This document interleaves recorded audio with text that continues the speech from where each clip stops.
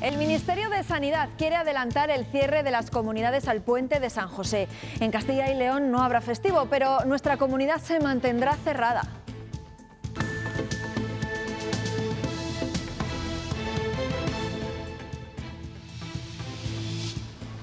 Ese adelanto de los cierres perimetrales es la última novedad en la propuesta que el Gobierno debatirá hoy con las comunidades autónomas. Incluye el cierre en Semana Santa y limita las reuniones de personas. Se está valorando que los encuentros en lugares privados se reduzcan solo a los convivientes. Buenos días. Y en las Cortes de Castilla y León esta mañana prosigue el Pleno, que ayer en su primera sesión volvió a evidenciar lo alejados que están el Gobierno regional y el PSOE, todo a cuenta de la gestión de la pandemia. El que miente, el que no tiene palabra, el que tiene que dejar de hacer daño a Castilla y León. Usted, señor Tudanca, a lo suyo, a la pequeña conspiración de cada día, a sembrar cizaña. Se investiga como un caso de violencia de género la muerte de un matrimonio y su hija en El Molar, en Madrid. El padre, natural de Burgos, habría prendido fuego a la casa después de cometer los crímenes. En Atenas esta noche se ha desatado una batalla campal entre manifestantes y fuerzas de seguridad. Los disturbios se originaron tras una protesta multitudinaria para denunciar una agresión policial allí en los últimos días. Seguimos con tiempo tranquilo pero frío. Hemos vuelto a amanecer bajo cero en casi toda la comunidad, Francisco. Sí, Pilar, 8 grados bajo cero en puntos de Soria. La capital de provincia con temperaturas más bajas ha sido Burgos, con 5 grados bajo cero. Seguimos con cielos despejados, eso sí, por la tarde ya calienta la superficie de ese sol y subimos otra vez hasta los 14 o 15 grados. Y en deporte seguimos con piragüismo y ese proceso de selección para ir a los Juegos Olímpicos. Las 3 embarcaciones disputarán una contrarreloj y la mejor competirá en la Copa del Mundo de mayo. Si allí suben al podio, estarán en Tokio.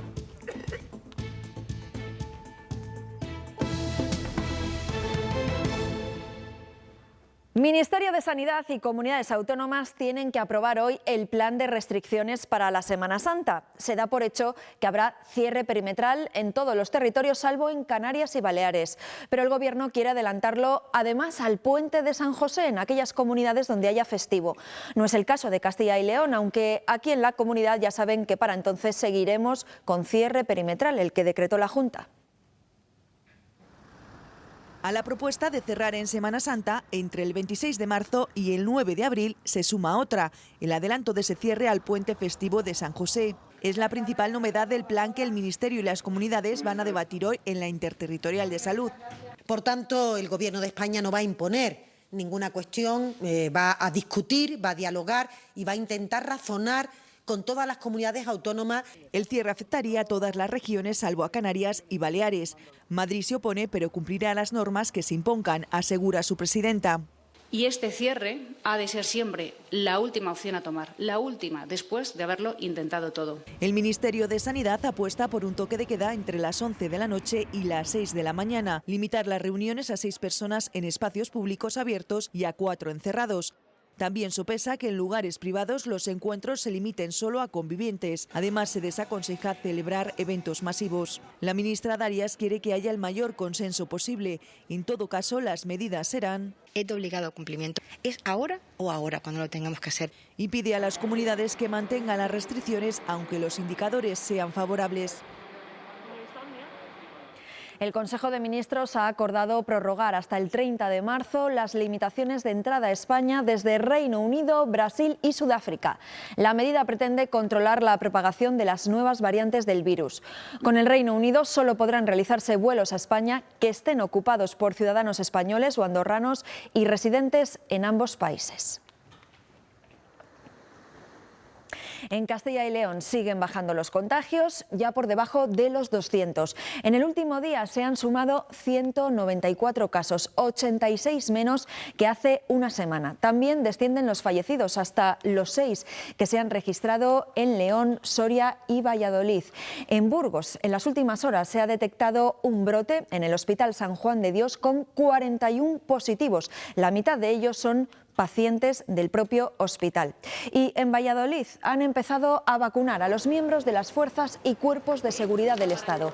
El Centro Cultural Miguel Delibes se ha reconvertido en centro de vacunación para que pasen por allí más de 1.400 policías nacionales y guardias civiles. Puede ser un ensayo de las vacunaciones masivas que nos esperan en los próximos meses por el espacio y por la distribución de las entradas y salidas. Y en Santa Marta de Tormes, en Salamanca, se han dado algunos problemas con las vacunas a los mayores de 80 años. Muchos de ellos han tenido que esperar en la calle a que les llegara el turno, hasta 1 hora y cuarto en algunos casos. La vacunación no ha discurrido con la fluidez que se esperaba. Más de media hora. Media hora. ¿Aquí en la calle? Mucho tiempo y en la calle. Esto en Santa Marta no se tenía que consentir. Y eso que no llueve, que si lloviera, pues menudo jaleo, claro. Y esto tenía que ser organizado de otra manera, en un pabellón. Sí, y hoy está cerrado. Y hoy estaba, pero ahora mismamente hace muchísimo frío. Pero que yo creo que cada uno en su municipio mejor. Todo mejor organizado, allí que vaya se desplacen y... Si los datos de contagios en Castilla y León mejoran, en España se han alcanzado niveles del pasado verano. Desde el 19 de agosto nuestro país no tenía una incidencia de casos tan baja, 139 casos por cada 100.000 habitantes. Se han registrado algo más de 4.000 contagios y eso sí, los fallecidos se sitúan en el entorno de los 300.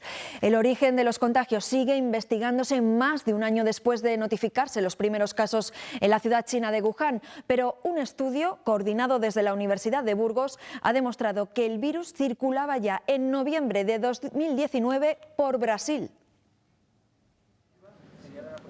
El virus SARS-CoV-2 ha estado presente en Brasil al menos desde el 27 de noviembre del 2019. Esta es la conclusión de un estudio internacional elaborado conjuntamente entre investigadores de la UBU y de la Universidad Federal de Santa Catarina. Pues fuimos capaces de reconstruir un porcentaje muy significativo del virus con una exactitud de casi el 100%. Ese equipo decidió volver a analizar la pasada primavera unas muestras de aguas residuales del alcantarillado de la ciudad brasileña de Florianópolis, que en un primer momento se extrajeron para detectar patógenos intestinales. Esta vez la investigación consistía en poder localizar restos del nuevo virus. Fueron repetidos en un laboratorio independiente en la misma ciudad, utilizando sistemas de PCR diferentes, y se obtuvo un resultado también positivo. La relevancia de este estudio radica en que se trata de la primera detección de ácido ribonucleico del SARS-CoV-2, un mes antes de la notificación de los primeros casos clínicos en Wuhan. Ha sido como luchar contra el sistema porque, digamos, era una verdad un poco molesta. Una investigación que recientemente ha sido publicada en la prestigiosa revista científica Science of the Total Environment. Lo mandamos a publicar el 26 de junio y nos lo han aceptado el 26 de febrero. Una investigación que pone en cuestión parte del relato que hasta ahora conocíamos. Algunos científicos han alzado la voz para pedir que todo el peso de la solución al coronavirus no recaiga solo en ellos.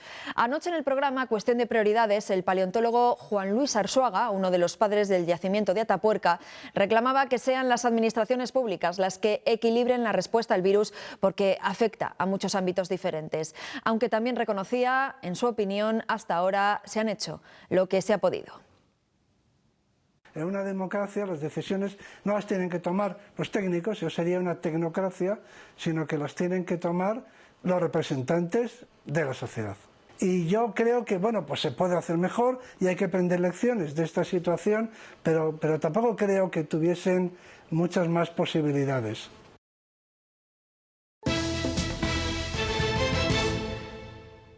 Se investiga como un caso de violencia de género la muerte de 3 miembros de una familia en El Molar, en Madrid. La policía sospecha que el padre, que es natural de Burgos, mató a su esposa y a su hija de 11 años y luego se suicidó tras prenderle fuego a la casa. Poco ha tenido que ver la mañana de este 9 de marzo en El Molar con la tranquilidad habitual de la zona. A las 12:30 de la mañana, el 112 recibía una llamada alertando de un incendio en esta casa aislada en un camino rural. Al lugar se desplazan 2 dotaciones del Cuerpo de Bomberos de la Comunidad de Madrid que encuentran el fuego evolucionado. El fuego se había extendido por la cocina y 2 habitaciones. Una vez extinguido el fuego, los bomberos encontraban los 3 cuerpos sin vida de un matrimonio de unos 45 años y su hija de 11, aunque no estaban en el foco del incendio. Lamentablemente, el personal sanitario del SUMA solo ha podido confirmar el fallecimiento de estas 3 personas. A partir de ese momento, la investigación ha pasado a manos de la Guardia Civil. La Policía Científica lleva toda la tarde investigando lo sucedido y los trabajos se prolongarán todavía durante unas horas. Lo que ya sabemos, según fuentes policiales, es que los 3 cuerpos presentaban heridas de cuchillo y también heridas de bala. Algo que apoyaría las primeras hipótesis de los investigadores. Creen que fue el padre quien se ha sabido que es de Burgos, el que asesinó a su mujer e hija y luego se quitó la vida. Aunque de momento son eso, hipótesis a la espera de los resultados y conclusiones que puedan aportar las autopsias.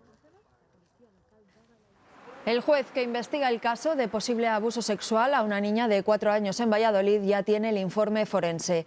El examen no aprecia lesiones en la menor, pero sí confirma la enfermedad de transmisión sexual detectada por los médicos en urgencias. La menor pudo sufrir el abuso durante unas vacaciones con su madre en un país americano. Hay un sospechoso, el novio de la progenitora, que reside allí. La menor se encuentra con su madre porque las autoridades consideran que no está en situación de desamparo o maltrato. Y en Segovia sigue el juicio contra un hombre acusado de dar una brutal paliza a su prima, a la que después violó. Ocurrió en la localidad de Turégano en 2019. El acusado ha reconocido los hechos durante la primera sesión del juicio.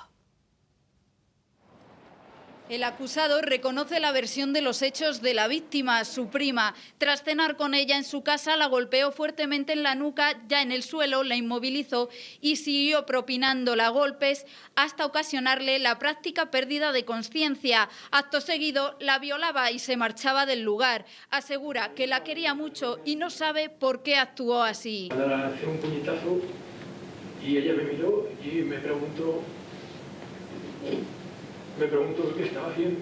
Un juicio en el que los testimonios de agentes, familiares y peritos servirán para esclarecer si se trata de un delito de lesiones, asesinato en grado de tentativa o intento de homicidio con alevosía.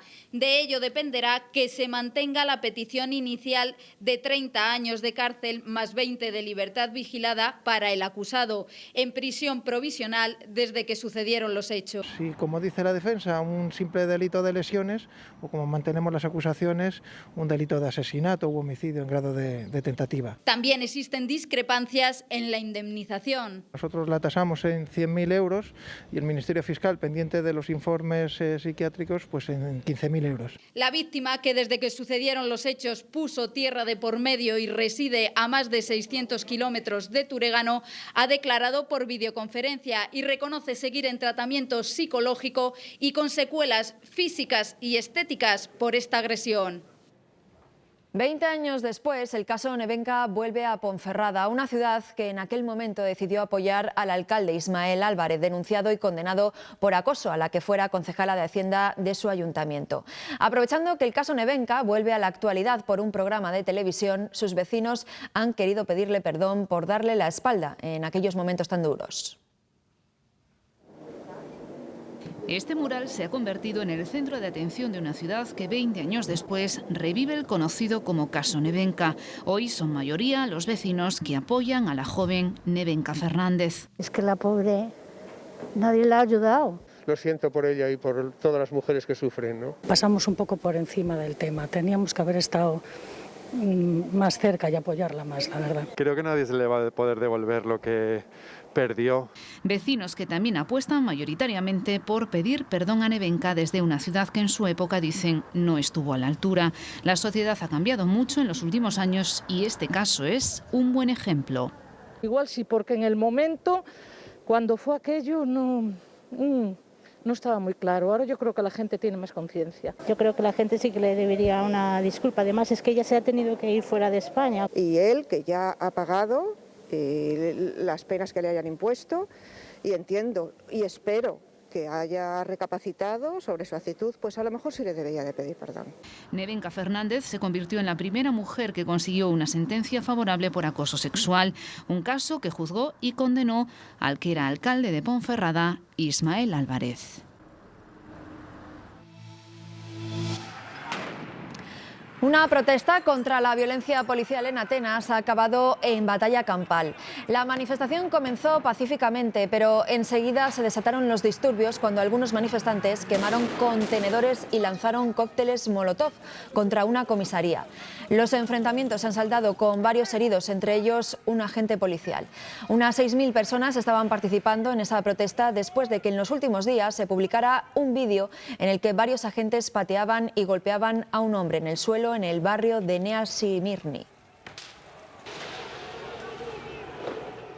6 de los presos del proceso han dormido de nuevo esta noche en la cárcel de Lledoners. Todos, salvo Josep Rull, que está hospitalizado, han vuelto este martes a prisión tras la revocación del tercer grado. Decenas de personas se han concentrado a las puertas de la cárcel para protestar por esa decisión. Todo eso en el día en el que se conocía que Carles Puigdemont perdía la inmunidad como europarlamentario. El juez Pablo Llarena ha enviado una cuestión prejudicial al Tribunal de la Unión Europea para saber si Bélgica puede negarse a entregarlo a España. El magistrado tantea el terreno ahora que puede reactivar la euroorden contra Carles Puigdemont, Toni Comín y Clara Ponsatí, una vez que el Parlamento Europeo les ha retirado la inmunidad parlamentaria. Así todo vuelve a depender de los tribunales belgas. I com a conseqüència d'això també ha perdut la democràcia europea. Estem davant d'una clara persecució política. El expresidente y los exconsejeros catalanes tienen la intención de recurrir ante la justicia a esa decisión que ha tomado la Eurocámara por mayoría absoluta. Y es que los problemas de Cataluña se resuelven en España, no se resuelven en Europa. Es la valoración del Gobierno tras un pleno en el que los eurodiputados de Podemos han votado en contra de levantar la inmunidad. Hay que resaltar el bochornoso espectáculo que está dando el Gobierno de España cuando una parte de ese Gobierno está protegiendo a un prófugo. Esquerra Republicana advierte que hechos como este pueden hacer que retiren su apoyo al Gobierno. Somos imprescindibles.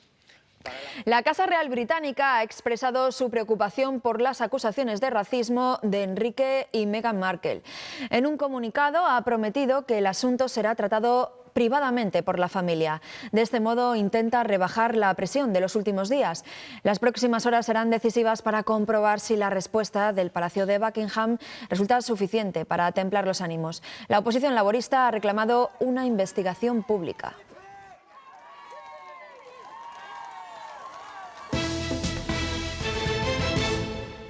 La desescalada ha centrado las críticas en el Pleno de las Cortes Regionales. Alfonso Fernández Mañueco y Luis Tudanca han apelado al diálogo, pero el presidente de la Junta ha acusado al líder de la oposición de sembrar cizaña y el socialista Tudanca ha calificado de caos las contradicciones que observa en la gestión de la pandemia. La desescalada enciende el debate. Los socialistas acusan a la Junta de falta de criterio y con ello de falta de empatía. El que se parece muy poco, lo que dice a lo que hace, el que miente, el que no tiene palabra, el que tiene que dejar de hacer daño a Castilla y León. Usted, señor Tudanca, a lo suyo, a la pequeña conspiración de cada día, a sembrar cizaña. Mañueco y Tudanca se han cruzado reproches, pero también dobles oportunidades. Que vuelva a los consensos. Yo le pido que recapacite, señoría. La Junta niega el cambio de criterio y ha contraatacado con el abandono del Gobierno central. Usted debería dimitir porque su Gobierno es una jaula de grillos, es el camarote de los hermanos Marx. Nunca nadie les echa de menos. Eso es lamentable, señor Fernández. Dimita usted. Pero la oposición insiste. ¿Qué criterios? ¿Cuál de los criterios? Han escalado ahí a lo alto de la moción de censura y ahora sí que no tienen ustedes un plan de desescalar. Y en esta refriega... La hipérbole es un gesto adolescente y propio de personas enfurecidas. Un dato que causa alarma. Mi guardia de este sábado, todas las detenciones que he hecho yo en Ávila han sido, excepto una, a personas desplazadas de la Comunidad de Madrid. El portavoz de Por Ávila, a la vez médico de emergencias, advierte que no se está controlando que el cierre perimetral se cumple y que o lo controlamos o vendrá una cuarta ola porque ya estamos relajando la movilidad. Visita real a la base aérea salmantina de Matacán. El rey Felipe VI ha conocido de cerca el funcionamiento de estas escuelas referente en la formación de controladores y pilotos del Ejército de Tierra. La visita se ha centrado de forma especial en las naves no tripuladas de las que dispone esta base salmantina. La crisis COVID está provocando daños sanitarios históricos, pero su efecto se nota también en la economía de muchas familias que han pasado de tener una vida normal a perderlo todo por culpa de la pandemia. Cáritas ha anunciado que en el último año ha atendido a 500.000 de personas más. Cajas de alimentos que se apilan minuto tras minuto y maleteros hasta arriba. Ahora la ayuda de Cáritas se hace más necesaria que nunca. Viene gente que incluso según entran por la puerta lo que pensamos es que vienen a hacer un donativo, ¿no? Resulta que cuando se te sientan delante lo que vienen es a plantearte su situación y a decir que su situación es muy difícil y que están pasando un momento muy malo. Son personas que debido a la pandemia necesitan esta ayuda y que nunca antes se habían visto en esta situación. Gente mayor que está necesitada pero que les da vergüenza. Gente que lleva muchos meses en ERTE y la cantidad que perciben al mes va decreciendo. Cuando estas prestaciones finalicen, creen que la demanda puede aumentar. Pasen los ERTEs y pasen las ayudas que dan los gobiernos, pues imaginemos que vamos a tener más personas. En la sede de Cáritas de León la lista de usuarios registrados asciende a los 10.000, pero las aportaciones y donaciones también han aumentado. Incluso empresas que nunca nos donaban antes, ahora se han volcado, llevan un año volcadas y yo espero que no nos fallen. Una labor asistencial de la que miles de familias en nuestra comunidad sobreviven cada día.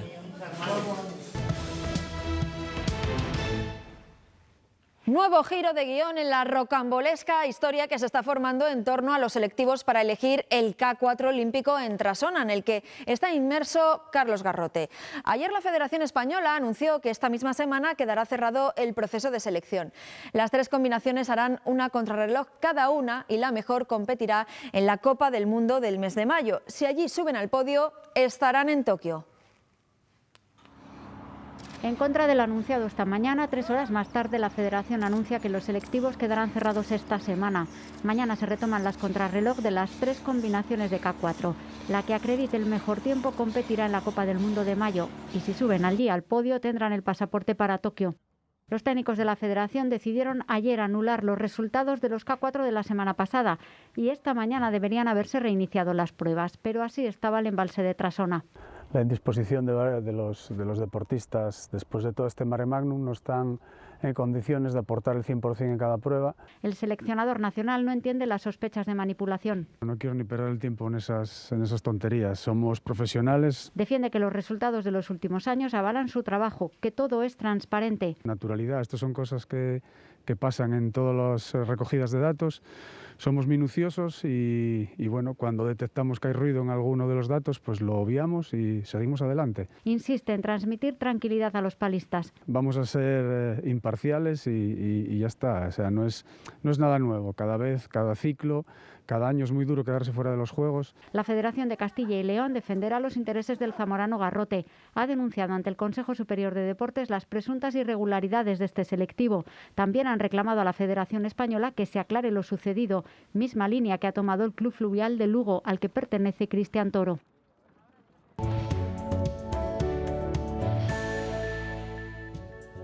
Muy buenos días, un día más, el frío sigue siendo el gran protagonista. Hemos amanecido bajo cero en toda la comunidad, 8 grados bajo cero en puntos de Soria y la capital de provincia con temperaturas más bajas ha sido Burgos, con esos 5 grados negativos. Seguimos con cielos despejados, por lo tanto esa ausencia de nubes durante las noches largas de invierno, que aunque están decreciendo, siguen siendo de muchas horas, hacen que el calor se escape, las nubes no actúan de tapadera y por lo tanto amanecemos con más frío, pero durante el día tenemos ese sol, esos cielos bastante despejados, calienta la superficie esa radiación solar y volvemos a subir hasta los 14 o 15 grados, temperaturas ya un poquito más normales.